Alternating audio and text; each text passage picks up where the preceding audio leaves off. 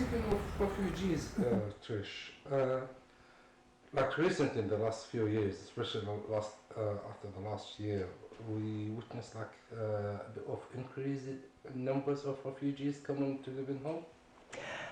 Yes, there has thankfully been an increase because Hull is a city of sanctuary, so we welcome asylum seekers and refugees. So do you take that as a good thing? Absolutely. Or is that like could be like a source of a worry sometimes, or stress? Well, I understand. I do appreciate and understand for some people they do think it's a source of concern, but it's not for me and other like-minded people because of the wealth of skills, experience, commitment to the UK that asylum seekers and refugees bring to the city. We are so much richer for having that within our city and the different cultures and the vibrancy that's brought to our different communities across the whole of the city. Well, I mean, for you particularly, like people who work with the refugees closely, about providing services to refugees, providing like housing, job opportunities, integration, outreach, and things like that.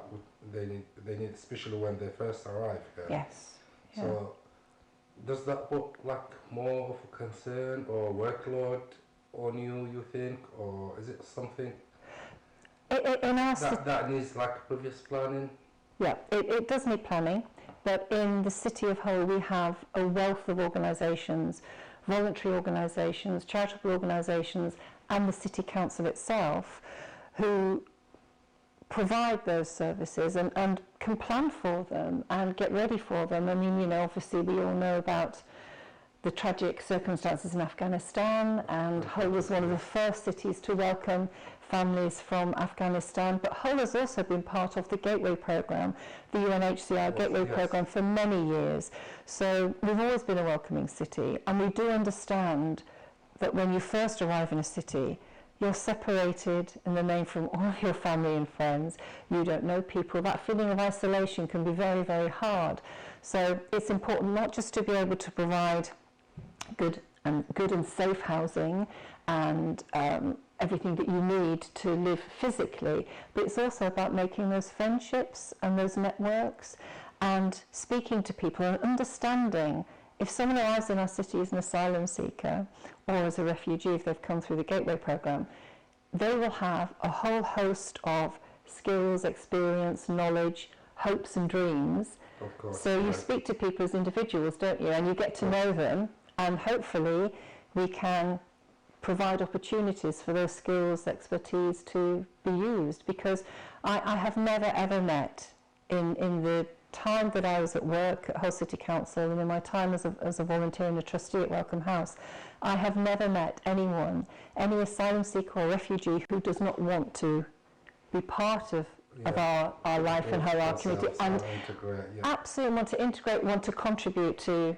the UK society. So when you get to know people, I suppose the real trick, the real skill is for our network of people who are already resident in Hull, being able to make those connections for them so that they can sort of settle back and integrate. Like from your experience from working with the council and the voluntary organisations, which we have like a good lot of them in we do, actually.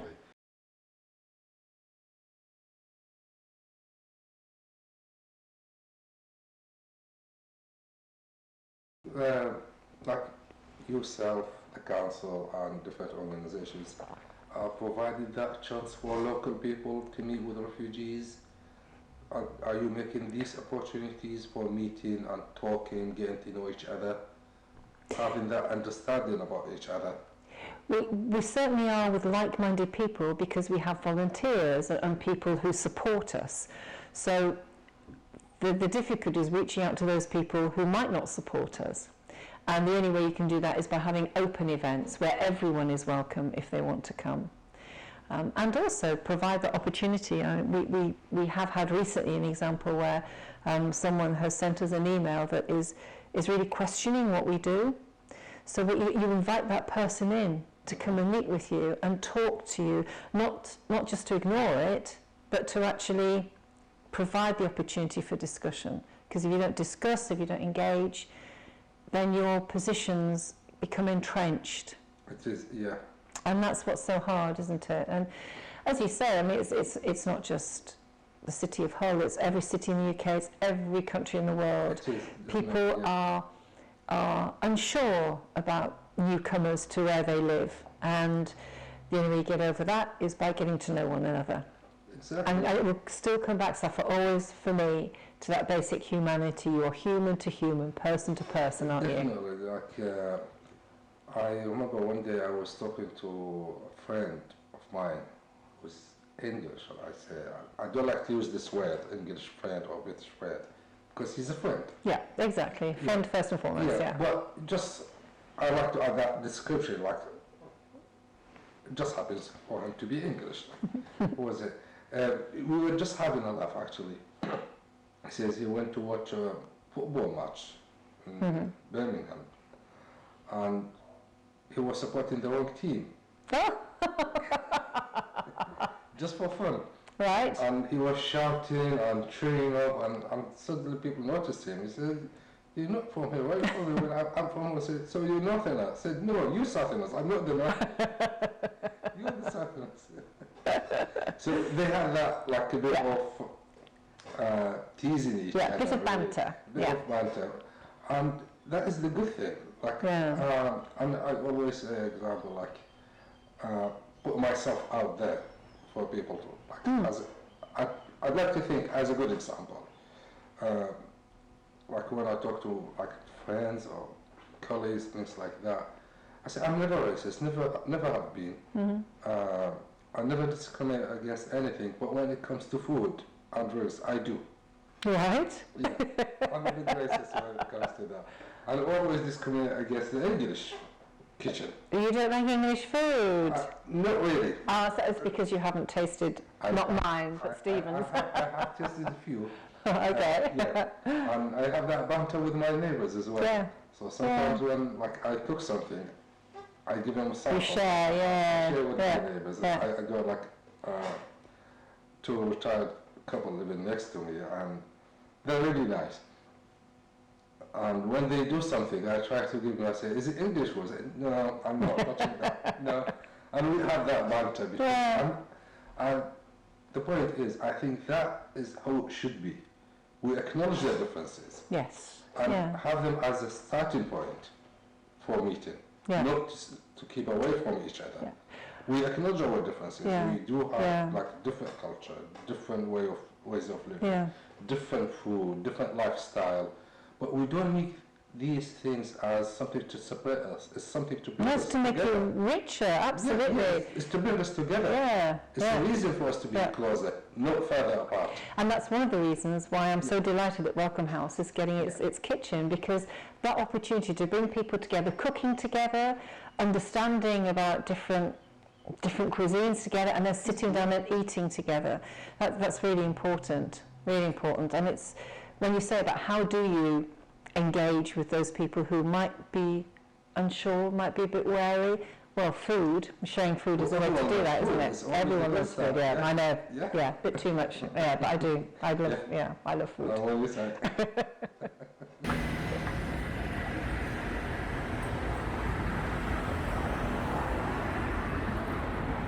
From your experience, Tish, how do you see the impact of refugees and asylum seekers on life in Hull? I mean, for like Hull residents or people who like lived in here all their lives, do you see like there's a positive impact for the refugees, or is there anything negative? And in what way you weigh in these things? Because there's always the good and bad in everything. Of course, to be realistic. Yeah. We can't expect life to be all good and nice and happy. So what do you think the positive impact that refugees have, and how are people conceiving the idea of having more numbers of refugees coming to the area here? Okay, well, as Hull is a city of sanctuary, obviously we welcome refugees and asylum seekers. If you look at areas such as Springbank, which is where there are quite a high density of families who are living as they go through the asylum process, or as refugees when they have their leave to remain, that area was frankly dying. Shops were boarded up, houses were empty. Now it's vibrant, it's alive, it's full of colour, it's full of energy. And I mean, that has been such a positive thing that's been brought to our city.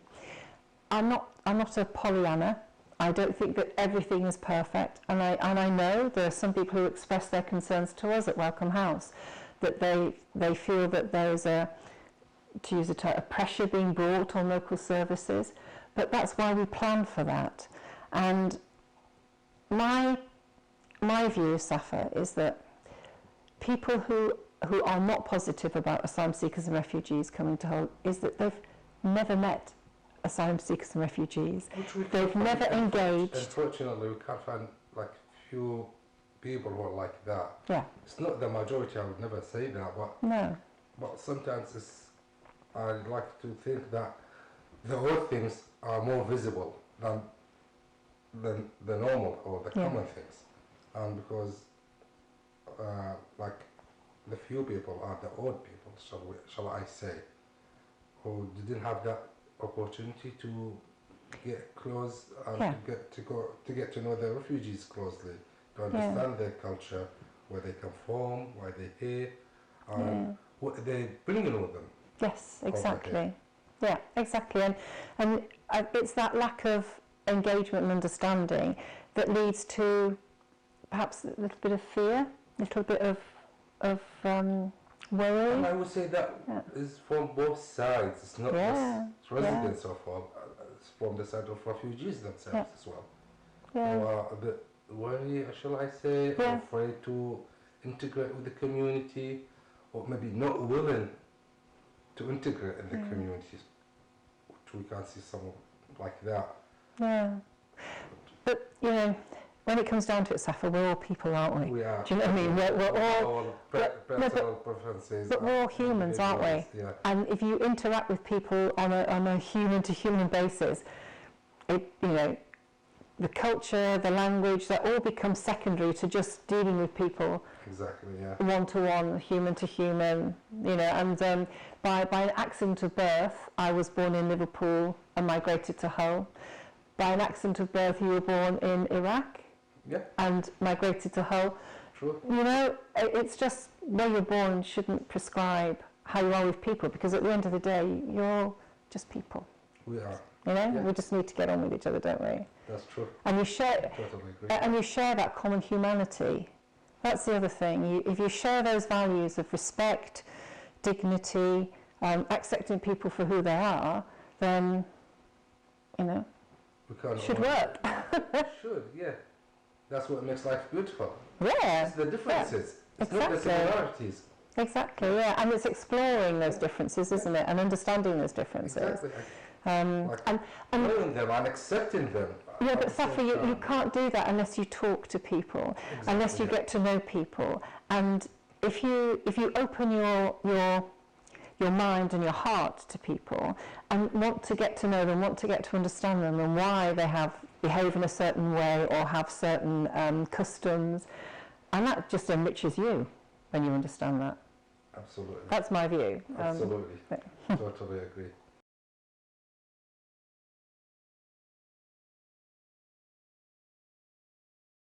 Hello, Dan. Good morning. Good morning. It's nice to have you here today. Shall we start with you introducing yourself? Yes, of course. So my name's PC Danny Fleming. I'm a police constable with Humberside Police, and I'm a community cohesion officer. So for the last 5.5 years, I've been employed by Humberside Police to look after diverse communities in Hull. And that's ranging from the LGBT community through race, religion, disability groups. So is that the nature of your work? Like it is. Basically dealing with communities from different races, natures and... Absolutely. So some of the communities have got an excellent relationship with the police in general, and some of those communities perhaps haven't had that opportunity to learn about the police and have a good relationship with them. So through your work, you're working directly with refugees and asylum seekers. Yes. So what are the steps that is taken by you, like to prepare refugees to enter the country or to adapt to new life? Integrate? Is there any steps Yes. or measures you take? So I work quite closely with a few organisations. Basically, the first one being Hull City Council. I assist with potential properties that we might find refugees coming into, to make sure that there's nothing untoward, there's no area of concern within that property or the surrounding area that's going to cause us, or indeed them, any negativity, if we possibly can help that. And then It's always possible to happen. it is, yes, of course it is. But if we is particularly welcoming towards refugees and asylum seekers, then and there are facilities and amenities, whether it be a mosque, whether it be a synagogue, whether it be a temple close by. Work, especially with the increase in numbers of people Yes. coming in here. Yes, that's true.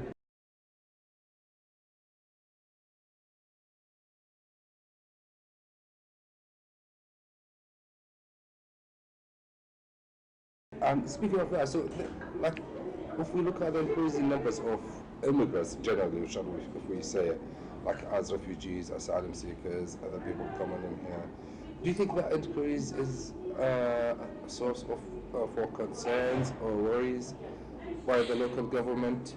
I don't think it has. Like, especially like when you need to consider like providing services and support for these people. Like, I don't actually provide those services per se, but we have had no, with regards to increasing in policing, the benefit of speaking to, certainly to refugees when they arrive here through the Refugee Council in Hull, is that I will give a very quick introduction into British policing, so British police officers, PCSOs, some of the do's and don'ts that we have in this country. Services are support like provided like by the City Council and Refugee Council, for example, who are more involved and more directing.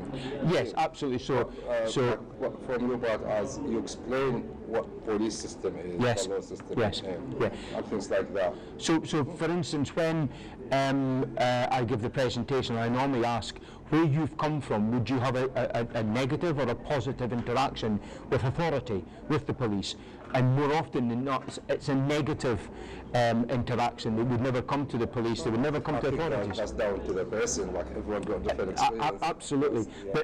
But we are a police service that want to project that accessibility. We want to be the person you come to the first time that something happens to you, and not the fifth time. To be the accessible. Absolutely. But if you're fearful of the police, because that's inherent in how you've grown up, you've been fearful of authority and police, then that's what you're going to bring here, and we want that to stop and you to be Comes with personal experiences absolutely, and things like that. of course. So, having said that, so how do you see the impact of refugees or of, shall we say, the newcomers, to like in the wide meanings, like to include everyone really? Like, how do you see the impact on the local life in here, on the community, on the culture? Do you see there's an impact? Is that impact positive or negative? I think of both. yes. Well, I've seen nothing but positive impact. I work with lots of organisations in the city, Hull for Refugees, Welcome House, Open Door, lots of Hull for Ukrainian Ukrainian conflict as well. There's organisations looking after them.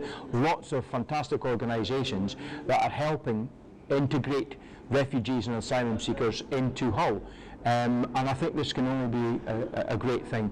Lots of the positive aspects of people coming in. What are the positivities that you came across in that regard? Yeah, absolutely. I've met. Can you give an example of? Yes, I've met lots of people that have come into the city, that have settled here, that have been here for many, many years, and have made Hull and Humberside their home, and that's fantastic. Remember that people coming into this city bring with them lots of knowledge, lots of experience, and you know, we're in need of doctors and nurses and police officers. New skills, new traditions. Absolutely, you know, being a staunch Scotsman, I'm very proud of my tradition, and I'm very keen to make sure that I'm aware of other people's traditions and their backgrounds as well.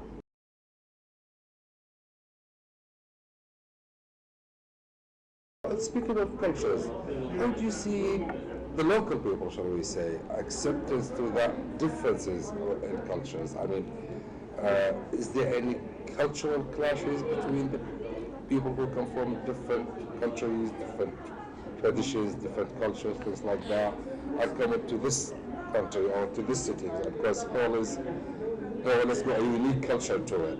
It does, and I said, if you take back what I said, I've been doing the role for 5.5 years. I started, and you do your maths, I started at the year of City of Culture.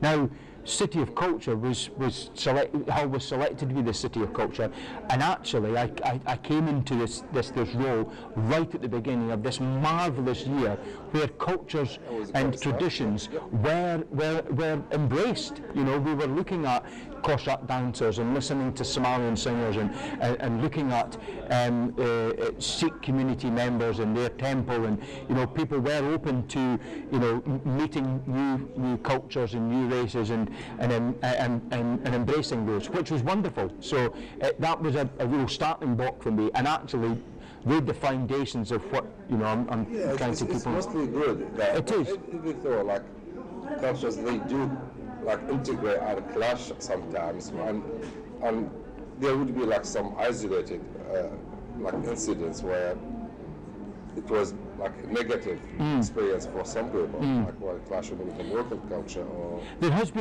was one occasion in particular that some of the community had been frequenting an area that was particularly sensitive, and when it was explained to them why this area was particularly sensitive and it was an area of particular importance in British culture, they totally understood that and actually assimilated that back to where they'd come from. So sometimes a bit about education. Exactly. So, you know, acceptance comes after understanding. Absolutely, very much so. So people can't accept what they don't understand or what they don't know. But a simple explanation, they could assimilate that to where they'd come from and liken that to the experience that they had, and they would have been shocked if somebody said that might cause an issue, like to some people.